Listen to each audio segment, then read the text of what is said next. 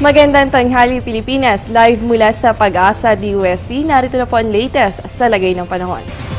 Mga kababayan, tatlong weather system po ang umiiral sa loob ng ating bansa. Una po dyan, ang tail end of a cold front dito po yan sa may Eastern Visayas, ang northeast monsoon naman dito po sa may Northern Luzon, at ang trough ng low pressure area dito po yan sa may Southern Mindanao. Linawin lamang po natin na tanging hangganan lamang ng low pressure area ang nakaka-apekto po dito sa may Southern Mindanao. Yung mismong low pressure area, nasa labas po yan ng ating Philippine Area of Responsibility at ayon nga po sa Pag-asa, hindi po ito nakikita na papasok sa loob ng ating boundary.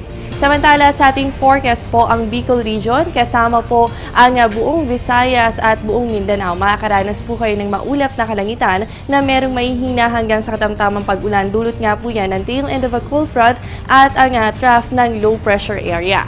Samantala dito po sa may Luzon area kung saan umiiral itong northeast monsoon, asahan po natin sa Cagayan Valley, Cordillera at Ilocos Region ang mga mahihinang pag-ulan. Dito po sa atin sa Metro Manila at sa nalabing bahagi po ng Central Luzon hanggang dito po yan sa may Palawan, asahan po natin ang maaliwalas na panahon, pero ganun pa man, paghandaan pa rin natin ang mga pulupulong pag-ulan o pagkidlat pagkulog, lalo na po yan sa hapon o kaya naman ay sa gabi. Alamin naman po ang detalye ng farm weather forecast matapos ang isang paalala.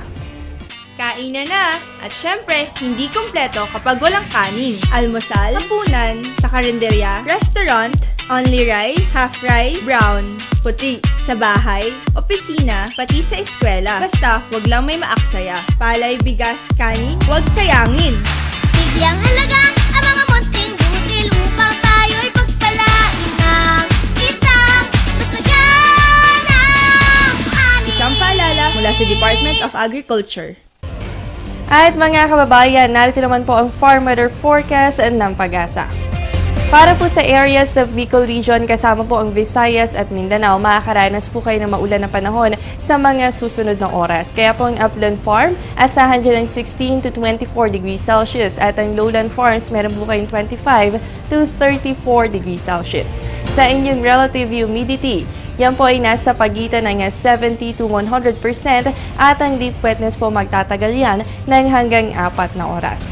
Samantala, para naman po sa Metro Manila at sa nalalabing bahagi pa ng Luzon, asahan po natin ang fair weather conditions sa mga susunod na oras. So, ang upland farms po, meron kayong 14 to 22 degrees Celsius at ang lowland farms, meron po kayong 22 to 31 degrees Celsius. Sa ating relative humidity, meron po tayong 69 to 98% at ang leaf wetness magtatagal po yan ng hanggang 4 na oras.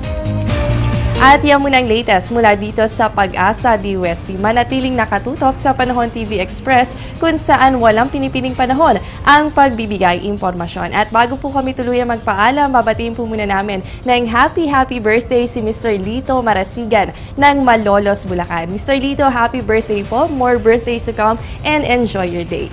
Ako po ang inyong weather body, Jessie Basco, na nagsasabing walang dadaig sa taong may alam at laging handa. Magandang tanghali.